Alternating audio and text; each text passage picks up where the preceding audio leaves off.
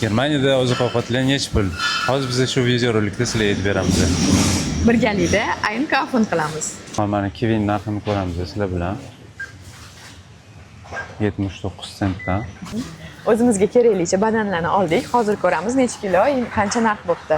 258 yevro bo'pti. Shaftoli 249 ekan. Bu pomidorlarga skidka bo'layotgan ekan. Bulardan ham olamiz. Bular 1.29. Chesnoklar ham skidkada sotilayotgan ekan. Atigi 59 sentdan. Juda foydali organizm uchun. Bolgarskiy perets ham skidkada bo'layotgan ekan. 1.69 dan. Bodrin donasi 69 sent ekan. Shunaqa katta bo'ladi bodrinlari. 1 kilo piyoz 1.99 yevro ekan. Qo'ziqorli 99 sentdan ekan.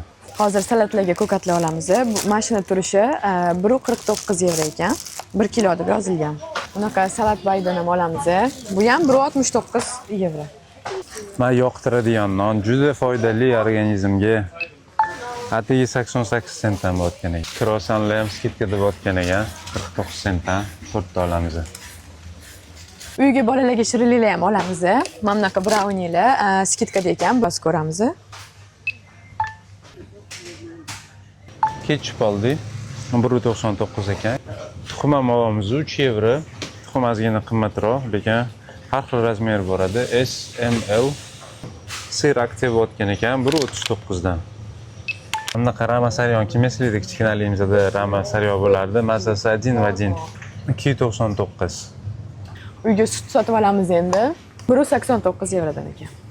Bolalarga ham bunaqa vitamin to'la ichimliklar skidkada qarayli 69 sent bo'layotgan ekan. Yani qizil baliq olamiz, narxini hozir ko'ramiz necha pul ekan. 679 ekan. Shu ikkita donasi. Haftada bir yeb turamiz. Juda foydali chunki Pampers bolajonlarga 755 dan, ichida 36 ta dona. Влажный salfetkalar 155 dan.